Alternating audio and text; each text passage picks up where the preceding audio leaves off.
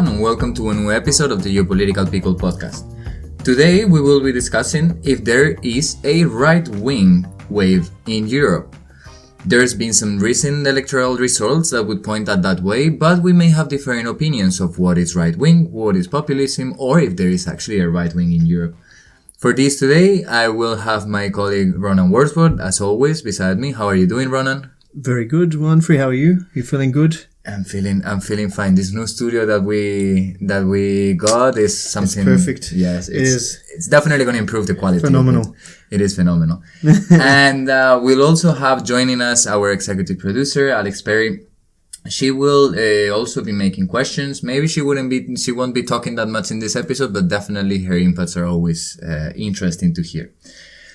I would like to jump in there and start to talk about populism, what populism is, and how it is related to the far right, and actually the differences as well. So, for me, populism is a term that's used a lot these days, but actually it's been around for a long time, and whether or not there's a wave of far right, I think is intertwined with the populist movement. So, populism is generally characterized by a leader that tries to separate the people from the elite. They often use language where they're anti the establishment, anti the big government. They generally will offer simple solutions to often complex issues that the country may face. Could you give us an example of that that you could come up? I mean, an easy example that I can point to right now in Europe would be Viktor Orban. I think he's a classic populist leader. Now, whether or not he's far right, we can talk about later, but I don't believe he is. He is much more against the institutions in the country and aims at, if you look at some of the rhetoric that he uses, so I think just actually recently in a speech, he said the globalists can all go to hell. Now, that is a rallying cry to try and say that anyone that's against his agenda in the country are globalists. They're actually anti the nation building and anti the people. And it's this concept of being the people versus the big elites that really defines populism. People against the establishment also. This is something people against the establishment. We've seen, for example, with the Trump rhetorics during his campaign, it was like, we're here against the establishment, this deep state and things like this. Exactly. So Trump is another great example of using populism, and often these leaders are not necessarily ideologically tied to a particular, say, social, conservative or fiscal, we'll say... Ideology. Mm-hmm. They will shift to see whatever will actually benefit them to speak to the people. So Orban, over time, has actually shifted to the right. He's used, say, for instance, the anti-immigration since the immigration wave of 2011 to 2015, and then the continuing sentiments against immigration. He's used that to his advantage by incorporating that into his struggle and using sort of a national identity crisis within the populism. Another thing that I would say that the populist leader would often do is try and undermine the democratic system. So if we again take Hungary for an example of that, we can look at the implementation of laws that he's trying to actually take away judicial independence. And by doing this, he basically strengthens his own power, and he justifies this by appealing to the people as their leader, the one that can actually save them, and he's fighting this corrupt elite. So I think that gives a good overview of what actual populism is. Well, if I can chime in, I would just say that I don't think all populists undermine what democracy is and democratic institutions.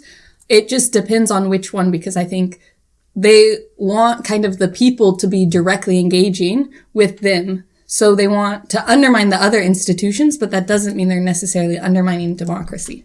However, if they're trying to push for a more personalized sort of saying policy or policy making, could you still keep a liberal democracy with that? Because, for example, the example of Orban is a good one. He's proclaimed himself openly as an illiberal. And I don't know if I think they might be against liberal democracy, and they're against like some of the democracies we've had in the past, but it doesn't mean that they're against democracy as a whole, because in their sense of democracy, they are the true representation of that group of people, and they're representing their best interests, which for those people is democratic. But I would say, just to counter that, I'd say their main goal is to try and remove some of the accountability, which to me fundamentally is undemocratic. It's removing the checks and balances on the people, but it's not necessarily removing the checks and balances towards other elites or other institutions. Those can remain in place. It's trying to give more freedom and more authority to a group of people. To a group of people that align with the idea of the populist leader. Yes, but if it's the right populist leader, that could be in the entire country. If it's the wrong one, it could be just a small minority. That could be interesting, for example, if we analyze one day the politics in El Salvador currently with Bukele. That could be interesting. I would say now if we just try and tie that into far right leaders and Yes. how the populists, because I think there is often a lot of overlap, but do you want to go into some of the difference or maybe some of the characteristics of what a far right regime looks like, and then we can see the similarities and how lots of them are populist, but actually some of the differences as well? Yes, I mean, populism has been related to different ideologies throughout the years, especially in the last 20 years. I think it's got massive importance in how you want to portray any system. Populism is what you portray as bad, basically from your media perspective.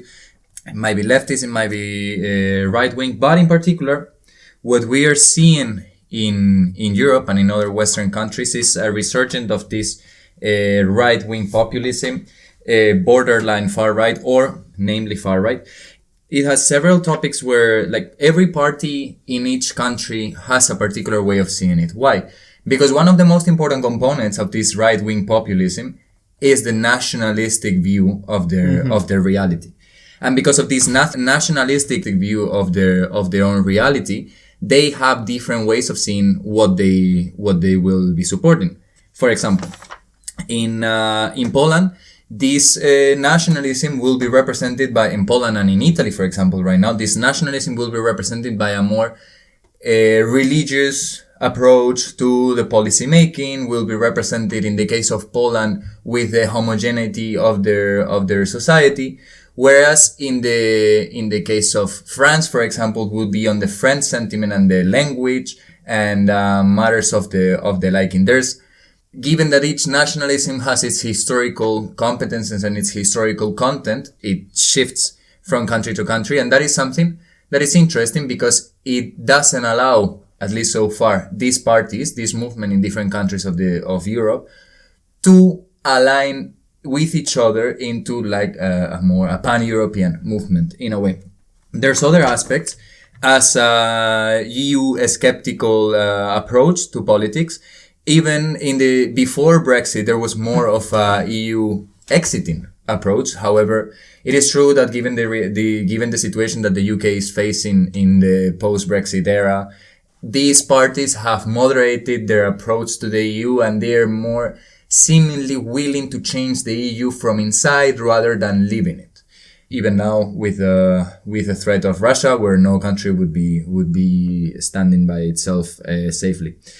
I would like to touch upon just a little bit of the historical growth of this far right, of these right-wing populist movements in Europe. And we can trace its big explosion or its big entering the table in both media and media outlets like generalist, mainstream, and also online and so on, with the refugee crisis of after the Syrian war, well, during the Syrian war, especially during the years 2014, 2015, 2016, where these right-wing populists went full forward with an anti-migration sentiment. This anti-migration was pointed out at the refugee crisis when the European Union was supposed to accept certain numbers of, the quotas of accepting refugees. But several countries, among them Poland, among them Hungary, among them the Czech Republic, among them others, they went on that populism and said that they didn't want these migrants. Different reasons behind. Then again, these particular parties use migration as a political tool to get into the sentiment, to get into the feeling of a population in Europe that was already struck by the financial crisis of 2008, that still didn't go out of that financial crisis of 2008, and that could see in these migrants that were coming and in the migrants that were already in the continent, the reason, or at least some parts of the society saw them as the reason for their economic problems and for their societal problems. What I want to say with this is that these parties have different views, but there are several things that gather them, and I'm going to recap a little bit. Nationalism, anti-migration, and Euroscepticism in whatever way. Some of the defining characteristics of yes, far right and populist, or I think predominantly far right. Predominantly, these are strategies that the far right uses, but you can use, these are strategies that the far right or ideologies that the far right has, but that they've used in a populist way, and that's why they've become this, well, it's not that why they've become. I think, in my opinion, populism and far right just goes hand in hand. Often, yes, I agree. Often, yes. So I would agree with a lot of that. But then another thing which we're talking about offline before this interview was social conservatism, and how that may be pointed to as now maybe a more prominent feature of the far right. And I think we had differing views on some of that. So my view personally is that maybe some of these parties haven't really changed their stance too much on things such as LGBT rights, social welfare benefits, things like this. The main difference to me is that what we deem as a normal centrist policy has actually progressed. I mean, that's a natural almost course of things. That's why it's called a progressive party. It's always trending to move towards that. But if we look at, say, Italy's new leader, Meloni, she's calling back to the need for traditional conservative values. And I think that is very indicative of what a lot of the right-wing parties in Europe have appealed to do, because I think maybe, as you were saying before, it's a pushback to the progressiveness that maybe has accompanied the last 15 years in terms of most countries legalizing same-sex marriage, legalizing abortion for women's rights, issues such as that. However, I would like to touch here, because I think I understand your point. However, what I think is that I see it from a different perspective. What I believe is that we have normalized in our societies discourses that were attributed to the far right up till a point when we are not able to distinguish the center right or the conservative right from the far right in many cases. For example, the motto of Fratelli d'Italia, Meloni's party, during the elections was God, Fatherland and Family. This is the same slogan that the fascist party... As Mussolini, yeah. Exactly. This is the same slogan that the fascist party used to have. The problem is that we, at one point in our recent history, we saw this as a problem. We saw this as fascism. But what we are seeing right now is that these speeches, these public speeches that were considered to be far right 20 years ago, because they were related to fascism, for example, as clearly is this one. Right now, we've taken the fascist content out of it and we're saying, no, this is traditional. And we don't call it fascist anymore. We call it traditional. It's a rebranding. It's a rebranding, in a way. It's a reappropriation of certain symbols. I think we have to acknowledge as well that there is a lot of people within the society that maybe are more conservative, predominantly with religious backgrounds, that maybe didn't agree with a lot of the changes that society was taking, even if it didn't really affect them, because often it did not. Let's not pretend otherwise. But a lot of the time, out of different things, say fear or a lack of knowledge about what it actually entails. And I think the same thing can be a terrible situation. Exactly. And we can then use these other wedge issues to cover up some of the socio-economic problems, because these far-right populist parties, they're not actually fixing any socio-economic issues that are in society. They're much more interested in driving these traditional values, because I think that they've also acknowledged that in the wake of, as you rightly pointed out, the financial crisis 2008, 2009, there was not this space maybe for the left to grow the welfare packages, to grow the economies that they potentially were over the 15 years prior to that, where we had huge promotion of an investment in education, infrastructure, because this public spending actually does pay off in the long run. Mm-hmm. But when the countries are all facing really harsh socio-economic climate because of the Eurozone crisis and the whole fallout from the US economy crashing, these benefits have not been able to be offered by the left. And then I would say the voters there have then run away because they're not necessarily inspired, or they don't actually see any real benefit from the policies being proposed. And then that can actually drive some of the voters to these right-wing players who don't actually just necessarily talk too much about these issues, but then use these other issues such as migration, such as conservative values, such as nationalism, national identity, national culture, as really important issues to try and win some of these voters which are kind of disillusioned with the state of politics in their country. Mm-hmm. So I think, and a lot of the time, the approach from the EU has not been to address these underlying issues. It's been to say that these people are xenophobic, these people are uneducated, these people have been subject to disinformation. Regardless if any of that is true or not, that's not a way to try and win back some of these voters that feel disillusioned with the state of politics. And I think definitely it's given rise to the populist rhetoric, because then people say, oh, look, the Brussels people are against us. Mm-hmm. They're talking down to us. Yes. And actually it makes the situation worse. Yeah, and I would agree. Actually, this was a conversation that we were having before. For me, this movement, and now we'll debate whether if it's a wave or not, just like going in the ideology and more in why, because we can agree that it's in a way on a rise. These parties are in a way on a rise. Whether if the ideas are new or not, that is something that we can agree, but that they are these far right parties or populist right wing parties are entering parliaments, and they're entering both regional and national parliaments, or they are actually getting into power. I think that's something that the recent examples of elections in Sweden and Italy cannot say. I would go. Yeah, I was going to touch on Sweden just because I wanted to make a point, and the point is, it's a little bit of topic, but I think it also makes a little bit of sense. When the economic crisis hit in 2008, it hit really hard certain countries in particular. In these countries, what we were talking about back in the day was of having a leftist populist wave. We had Syriza in Greece, we had Cinque Stelle in Italy, we had Podemos grew up in Spain, in Portugal the leftist was also like gaining strength, blah blah blah.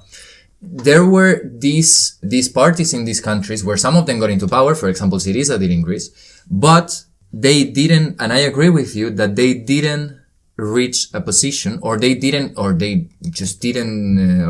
couldn't fix the economic situation that we were having. And so, instead of focusing that much in the economic situation, they were pushing these agendas.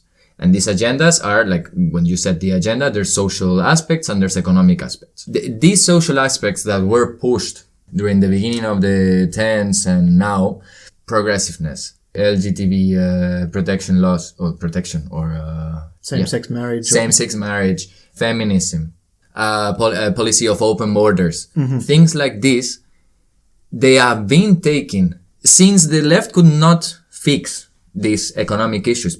It could not or did not, because I mean, there you can debate whether if they could not, or it's the European Union, or it's the national parties, blah blah blah. The point is, what I perceive here is a reaction.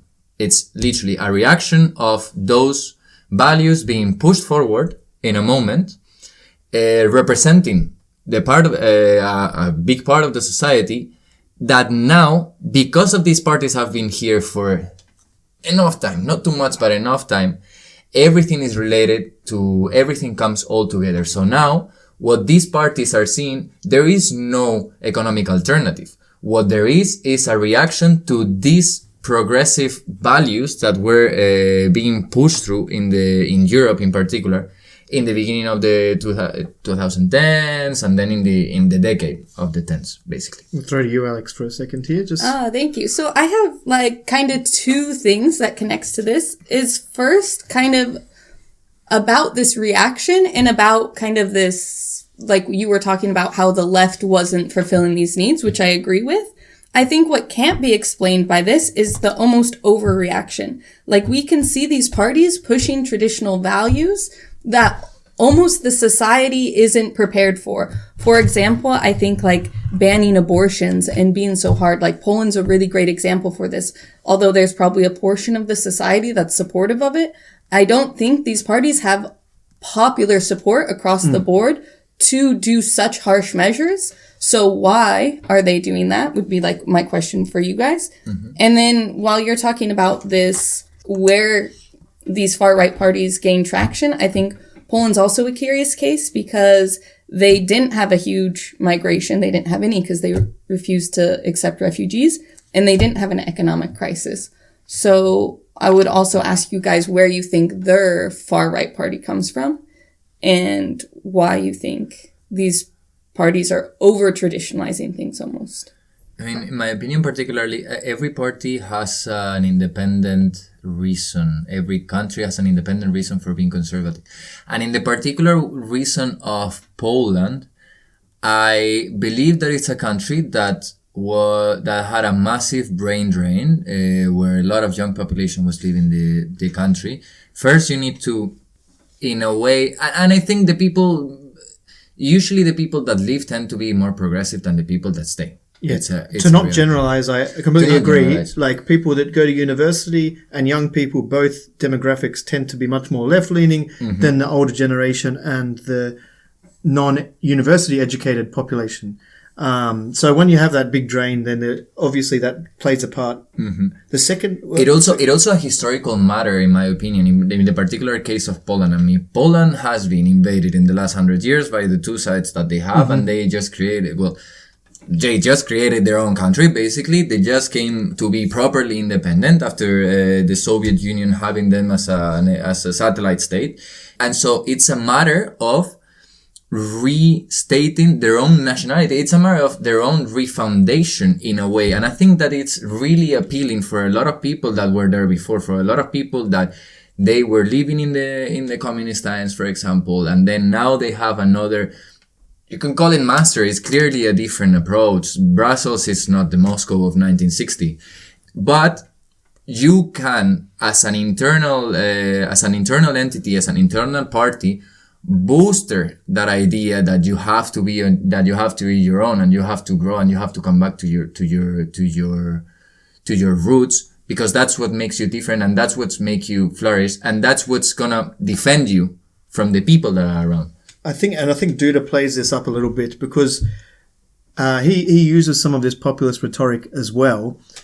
But the secondarily thing, like, he talks about trying to build the Polish culture, protect the Polish identity, and Poland is the most religious country in Europe. I think it's 82% or something. Actually, would say in a referendum if that they're actually religiously affiliated, which is number one within the EU. So, as part of that, I think that he plays to this statistic maybe, and then tries to make that into a Polish identity. And then I would not say that he's necessarily far right in and of himself, but he plays this social conservativeness of the demographics of the Polish people. I would say, like, if we then look at, say, some other countries, I think it's interesting if we look at, say, Sweden and Germany. Sweden, they've got one prominent far-right party, SD, the Social Democrats. They were founded in the 1990s, early 1990s, and since then they've steadily grown support. But if you look over the last 10 years, the rhetoric hasn't really changed. Actually, it's probably lessened. It's become less extreme. And the reason that these parties are doing this, to sort of maybe legitimize themselves more. In the most recent Swedish election, they took a record vote share for them of 21% just a few months ago. And this actually enabled them. I think the last election before that, they received 18%, almost 17.5%. Yeah. So it's not a massive growth. The difference is now they're actually part of the government. Not officially, actually. They guaranteed supply for some conditions being placed on the government. So it's kind of a bit different in their case. Yeah, but that was the second largest. There's a sort of cordon sanitary in Sweden, both in Sweden and in... They've got joint party coalition ruling now, and the right-wing parties banded together. And after the 2018 election, they basically, all of them came out and said that they would not work with SD. Categorically, they're against Swedish values, they're against what Swedish people stand for. Now, I think these parties have readjusted their thought about that just because they realize that they will never actually get into government again in Sweden if they don't deal with this huge 20% of the population that is going further right than them. So they've struck sort of a medium balance where they've said, okay, you can give us guarantee of supply in parliament, so we've got enough votes to get our agenda through in exchange for some policies, but the SD party is not part of the governing coalition necessarily. So it's kind of a weird middle ground, but I don't think it's really changed that much. And I think actually SD has come further away from the extreme far right, with which they were founded. At least in their stated... They have alleged neo-Nazi ties roots in their funding. Yeah. But Jimmy Åkesson, I think, is the leader of the party, and he definitely has changed what he says around immigrants. He's still very anti-immigration, but the neo-Nazism has gone out to sort of make them more palatable, or maybe he's changed ideologically. I don't know. Secondly, I would just touch on Germany. We can see in the recent elections in Germany, Angela Merkel's CDU party, centre-right party, their vote share collapsed, really, when she wasn't running. And so Olaf Scholz, the new chancellor, his party, the SPD, they didn't really change much in their vote share, but were able to take power in the government because CDU collapsed. And some of those went to AFD, but also some of those went to the Greens, and some of those went to really progressive parties. So, but don't you think that I think Germany in that sense is really particular, because there were people that would have voted for the Greens, but they were voting for Merkel. Exactly. Well, there were people, I mean, that's the figure of Merkel that would make the difference. I think that's the figure that was made in the CDU. So that's one thing I was going to say about maybe a reason why we see these rise of these populist parties is like they often have charismatic leaders that are really good talkers and are able to get through to people.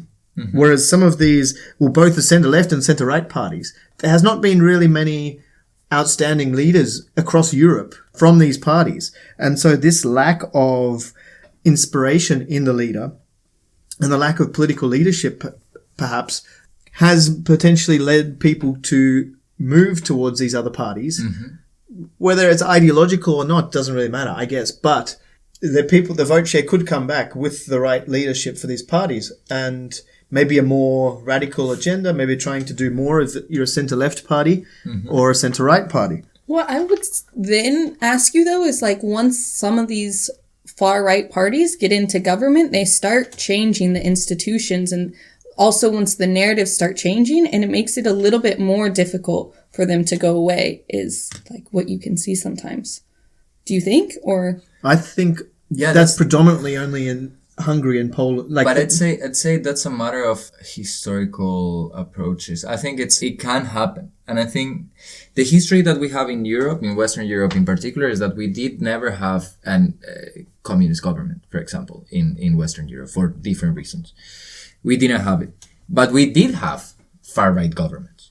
We did have far-right governments that were plainly accepted. Like, you can argue that many leaders, I'm not even going to go now just to not get into trouble, but you could argue that many leaders throughout the 20th century in Western Europe, they were far-right. In France, in the UK, I'm not even going to talk about Southern Europe. That's why maybe it's because of my own country's experience.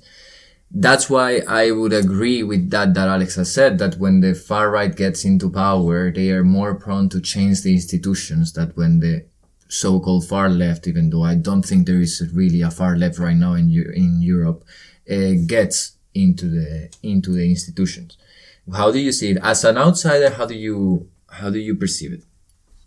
From my perspective, the only country that's really been actively trying to undermine the judicial system is Hungary. And again, the EU has been fighting this, and this has been a long game with Hungary. And the EU then withholds funds, which they've done again this year.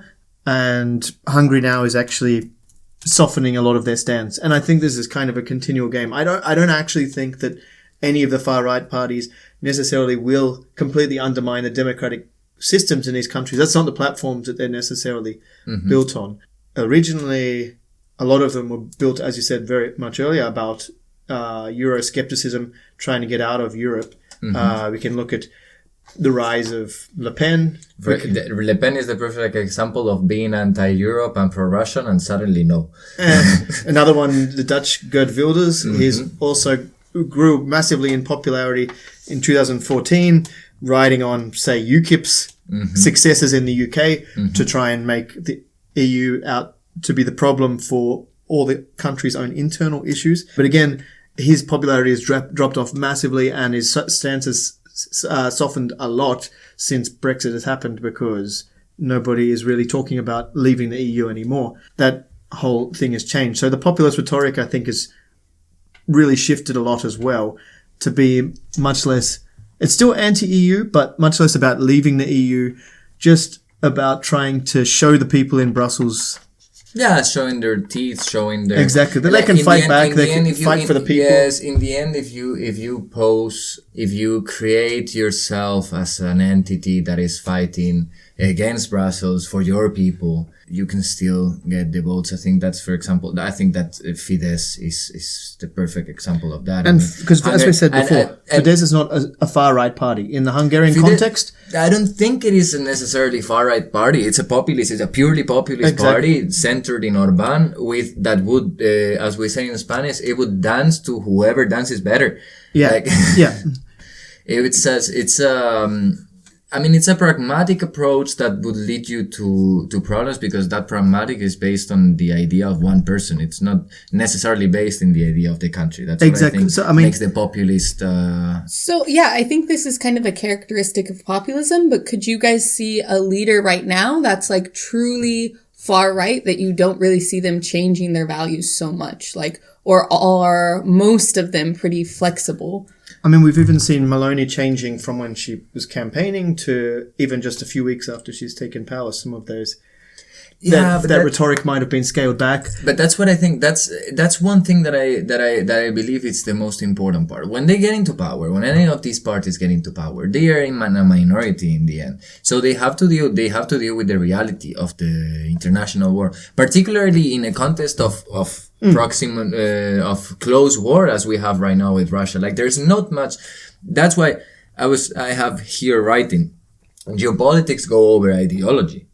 And in this case, they are going over ideology. Hungary voted in favor of the sanctions of Russia, and then in some other they abstained, whatever. But they had to vote in favor of the sanctions of Russia from the EU, because the sanctions had to be implemented in a EU level, and the EU forced Hungary to vote in favor of those. So the reality then, when you see that the funds are not coming, when you see that you cannot rule your country nor your borders how you maybe wish, or how you promoted that you were going to do, then you have to deal with Brussels, and you have to deal with every other country.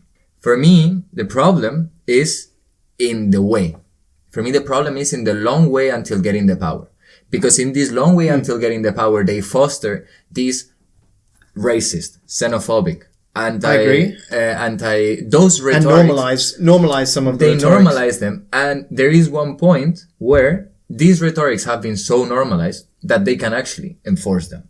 That is the reality. That is what I perceive. Sure. What I perceive is that is the metaphor. I'm going to make the metaphor of the wave. I made it 3 times today. The wave brings a wave first. Before having a wave, you have the water going deeper into the sea. And it charges, so to say. I'm not a physician, but it charges, so to say, and then it comes. Why I think that A physician wouldn't. What I perceive with this movement is that right now is gaining this power.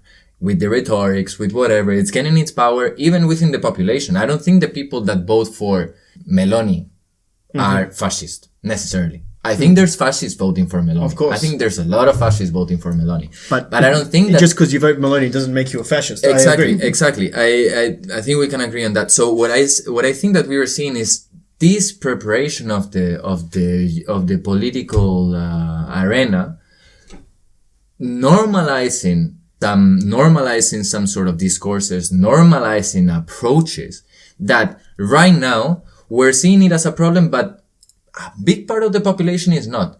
And the more these ideas get normalized in more countries around Europe, the more difficult will be to see that wave that is creating coming ashore.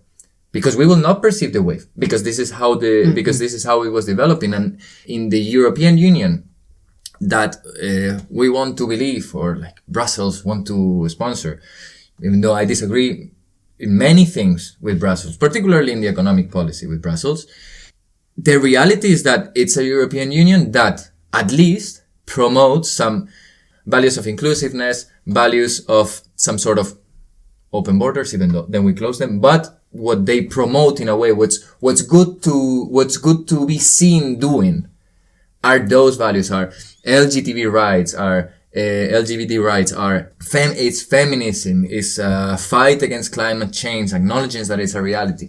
And little by little, these movements change the dynamic of the public debate, and at one point they're becoming, I mean, these parties in Sweden, for example, in the European Parliament, they were saying, well, now we can just not do stuff about climate change. Sweden. In Finland. In Finland, there's been people openly saying that, well, now we can just ignore this, or we can deny that there is systematic violence against women, or we can deny that there's systematic violence against LGBT communities, or we can deny that there is certain human rights to certain groups of people. Who's saying this? What? That you can deny like these things? It's the far right party? These speeches promoted by some parties on the far right, but by the far right parties, they are taking these speeches and they're making them part of themselves. They could be before. And I think I agree with Ronan in that. Well, I agree with you both in that sense. I think these speeches were there before, but they were deemed as like, we've already gone through this. We've already gone over this. Like, this is fine. This is over. Whereas now, these debates that were forgotten, at least for the younger generation, suddenly they're back in the table. Even though they were supposed to already been overcome. They are part of the table. And that's why I call this a wave, because I call this a wave of right wing, which will normalize speeches and public debates in general, that will make these ideas get into power, even if it's not through those parties. It's gonna be the conservative parties of the countries absorbing these perspectives to get more votes. I understand what you're saying for sure, but it'll be interesting to see how it plays out. Mm-hmm. I think I just wanted to touch one last thing before we wrap up. Do you think, because I've read a bit about this and maybe it's an interesting take on the situation. Could it be that this rise in the far right, say, across Europe then, is due to a potential identity crisis of the EU? Like, what is the EU's mandate? The EU was built as a financial union, but has since maybe evolved into much more a promoter of human rights, promoter of minority rights, a promoter of social values, and also democratic values. And then also, as you rightly pointed out there, climate change, which we haven't touched on at all. These things are now really part of what the EU is known worldwide for pushing. But it wasn't what it was built on necessarily. Mm-hmm. And it's maybe an interesting discussion whether that is actually part of the reason why there's this pushback that the populism has actually taken over, because people see it maybe as a target because they say, the EU wasn't actually for that. Now they're trying to impose these things. Whether that's a good or a bad thing is yet to be seen. But the fact is that you could say that potentially the EU has changed, and this is just trying to maybe rebalance. The people are happy with where the EU is now. It could be. It could definitely be. I mean, in the end, the European Union, as you rightfully mentioned, the European Union is a purely economic union that has developed in the last 20, 30 years into something more than a purely economic union. And I agree with that, but I believe that could be a problem, for example, for the older members of the EU. Whereas for the newest members of the EU, from the 2004 enlargement, then 2007, then 2013, those enlargements, those countries, when they entered the European Union, yes, they probably entered because of the economic benefits. But that image of what the European Union wanted to be was already there. So I don't think that... I guess it doesn't necessarily matter to a populist leader. It doesn't necessarily matter to a populist leader, that's for sure. But it is true, I agree with you, that the European Union has been trying to push forward to be something more than an economic entity. I mean, even now, for new members to be accepted, they have to reach certain levels of democracy, human rights, all of this. Respect for, the European Union has been one part of the conversations with Iran on the nuclear agreement. It's a very powerful bloc on the world stage. I would say the third major competitor besides China and the US. I think it's. But I think then what the European Union is striving here, it's for its own survival, and I think its own survival. It's only going forward into a more cohesion and a more cohesive entity, because on the economic aspect, there's not much to do anymore. For it to grow, for it to evolve, it's got to evolve in that way. So it might be part of an internal crisis. However, I also believe that it's a national crisis at many levels. Our national crises are at many levels, fostered by growing inequality, which is happening everywhere in the EU. Everywhere in the world, actually. This is the first year on record, I believe, that every country in the world had an increase in discrepancy, in inequality. It's an increase. It's an increase in inequality. I mean, if you see two examples, I would say for giving this interesting would be Sweden and Spain in that sense. Sweden has grown, like the SD party has grown more and has reached this point of growth as in the last September elections. And we could say that it's a lot of fostered because of the violence that has been going on in Sweden in the last years. It's a local issue. And it's a local issue. And factually it's true that there's been an increase in gun violence, especially in highly immigrant areas. Exactly. No one would deny that. But which are characterized by much more inequality than other areas. And for example, I would like to give you particularly the example in Spain in 2018 when Vox, far-right party, got its first representation in a regional parliament. It was in Andalusia. In 2018, what happened was that Spain had a migrant crisis. It wasn't that exaggerated, but it wasn't that much. It wasn't like Italy in 2016 or Greece for years. Yeah. It was on the numbers of the tens of thousands. It was somewhere around 80,000 migrants came through the strait. What happened? Those migrants that came to Spain, they instead of being properly taken care of by the entire state, not just saying by the EU, I'm saying by the entire state of a 47 million population country. It is not that much of a big deal. 80,000 people to take care of 80,000 people. And you don't even have to put them in massive houses or whatever. It is not that big. It is economically, it's viable. It is nothing for the GDP as the one that Spain has. The reality was that the inaction of the institutions, regional institutions, national institutions, and supranational institutions led to a big chunk of these migrants being locked up in the small towns that were absorbing this migrant population. And were not equipped to deal with them. And these towns were already the poorest region or the most unequal region in Europe with the highest unemployment rates. Yeah, and you check a bunch of brand new immigrants. Exactly. So I think inequality, that rampant inequality is also part of that national, how do you call it? Not national crisis, that identity crisis. Identity crisis. That you might say.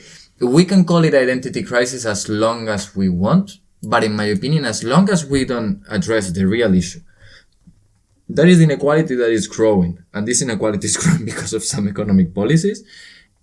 Yes, we can have a crisis in whatever, but that is going to happen all the time. I don't think there's been more changes in our societies now that there were in the 10 years between 1900s and 1920. So, or in the years between 1880 and 1900s. I mean, there's always a progressive change. The problem is that this population, they are finding scapegoats, and there's parties that are finding this, that are using these scapegoats. That can be migration, that can be the elites, that can be LGTB lobbies, as they call them, that can be feminist lobbies or whatever. They're finding them as scapegoats without offering a real alternative. Because these parties, they don't have a really strong economic content. They don't have some magical formula to solve the economic problems. And the reality is that they are growing as every other. They don't have better results on anything. So it's more on that social part, on that finding the scapegoat for how the situation is. And what we should address is that economic situation, that inequality situation, in order to address this. Now, I am not in charge of Brussels, not of Berlin, not of Madrid, not of anything. So I don't know how easy is that to be done. But in my opinion, it's more than an identity crisis. It's a whole crisis of the economic system that has been going on since 2008. That we realize that has been going on since 2008. Or even the whole bigger. neoliberal institution that we have at the moment with the capitalist system that the world has, which has been driving, could be argued as one of the biggest drivers behind this growth in inequality. It's ramping. It grows in GDPs. It grows in macro terms. But the reality is that the world is unequal, and it keeps on getting more unequal and more unequal and more unequal. And we're gonna see the more inequality we're gonna see in our countries, the more problems we're gonna see. Now, there's gonna be someone that's gonna find a scapegoat all the time, and there's gonna be minorities, or there's gonna be some rights that they are gonna be touched because they are going to be pointed as those, because they are disrupting in themselves. And I understand that they are disruptive in themselves, especially if you have a conservative mentality. They are disruptive, but they are not the real reason why the country is not going right. There's a political economic decision-making process underlining what are the problems. Yeah. I don't know. I think it's really interesting. As you were talking, you kind of deconvinced me that there was a wave, though, because we can see that in every one of these groups, there's so much difference for who they pin as the scapegoat. Okay, migrants or whatever. But when you really get down to it, who they pin as the scapegoat, what their foreign policy would be if they gained enough traction to actually formulate one, all these things are so different, and the underlying causes is very individualized to each country. So I can see that there's a reaction to that push. But as far as a wave for what could be coming for Europe in the next however many years, it wouldn't be unified at all. Mm-hmm. So if there's this right-wing wave, well, it's going to be rain, because it'll be very different. It could coming from each country. Even Poland and Hungary, which were united forever in this populist right-wing, even though you guys don't think they're right-wing, but this brotherhood. They are right-wing. They're both right-wing. They are both right-wing. But they're both now they've separated. right. Now they're really disagreeing on this matter about Russia. So they can't even find unity between the two countries that should have been the closest. Yes, but for me, I mean, there is Poland is a conservative right. Italy is a far right. I would. Lega Nord is far right. Le Pen is far right. Le Pen is far right. I mean, maybe Duda is also far right. The problem is that I would consider him more like an ultra conservative than a far right.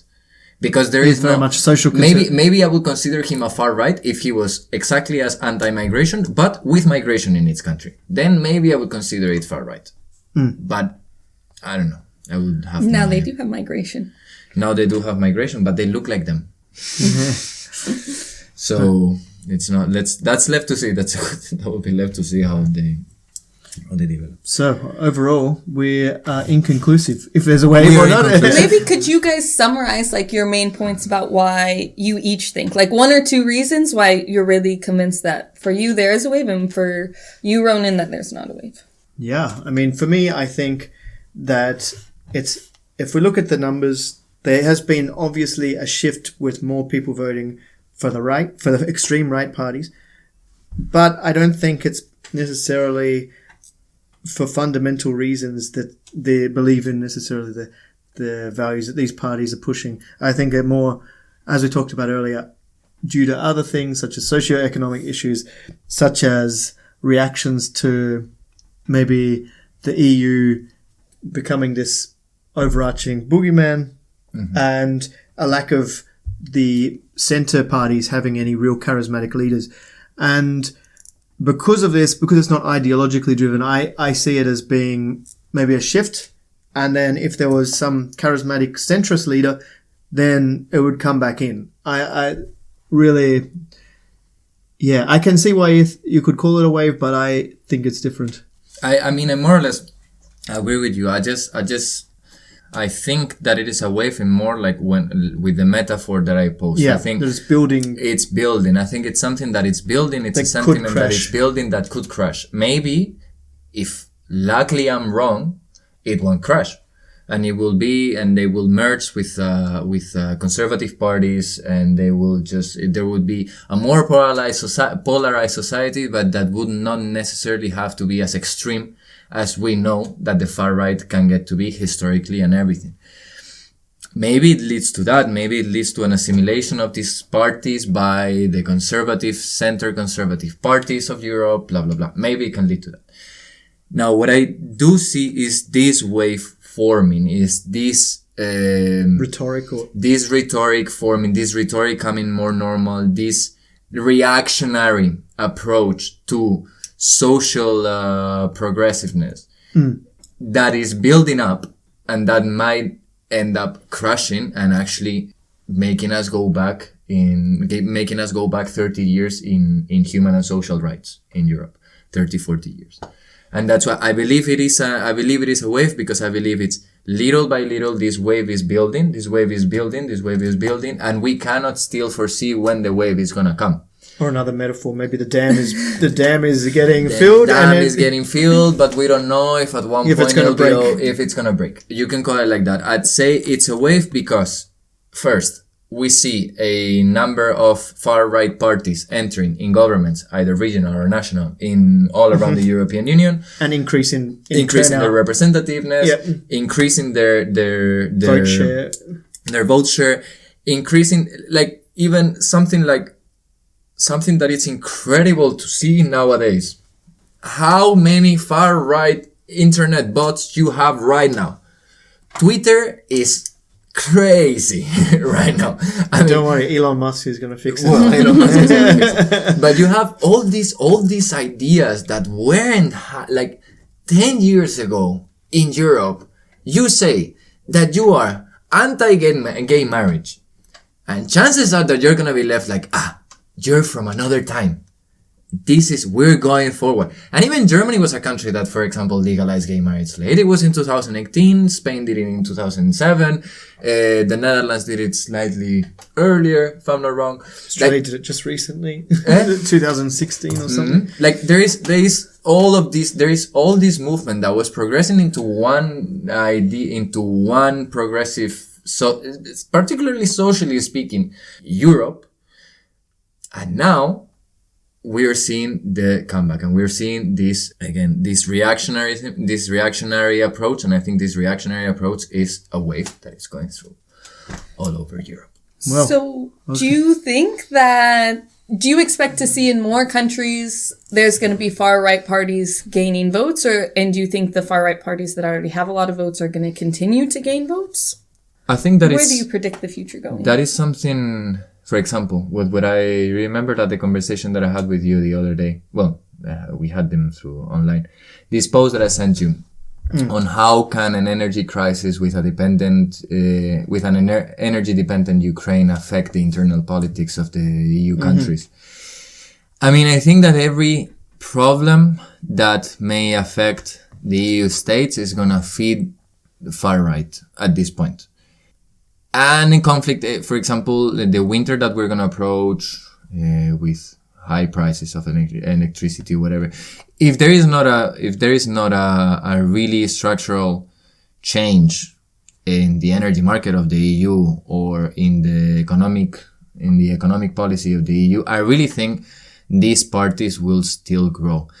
If the European Union manages to navigate this and become a reliable entity for the population living in the EU, and overcoming the rhetoric of these far right parties that are saying that it's all because of the migrant, or it's all because of your government, which is in favor of Russia, and we should have a better relation with Russia, for example. If they manage to overcome that, there wouldn't be a problem. Now, will they manage to overcome that?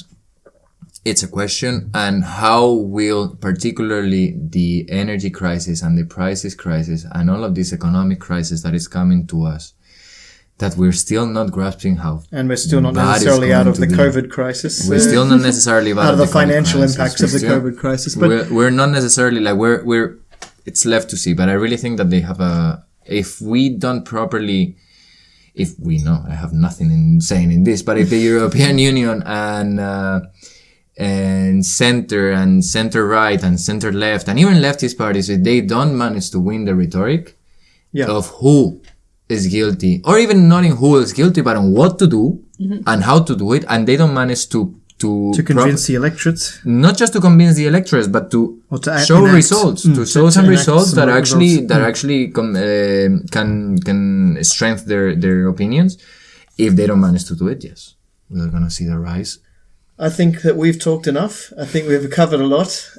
It's been really good, enlightening discussion. Thanks, guys, for joining us. If you got to this part... Alex. Thank you, Juan. Thank you for letting me interrupt you. Thank you, Alex. If you guys got to this part of the show, please let us know what you... let us know your format. And let us know your thoughts. Who do you agree with? Who do you agree with? Let us know your opinions on the matter. Maybe we do it on Twitch, on live. Maybe you can criticize us live. I don't know. Just let us know your thoughts. But we look forward to having another discussion like this in the future. And thanks very much for joining us. Thank you for being in the Geopolitical Pickle. See you next week. Bye-bye.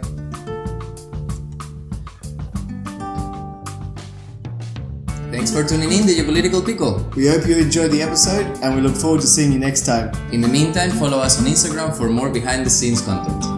And subscribe to us wherever you get your podcast. Thank you and see you next week.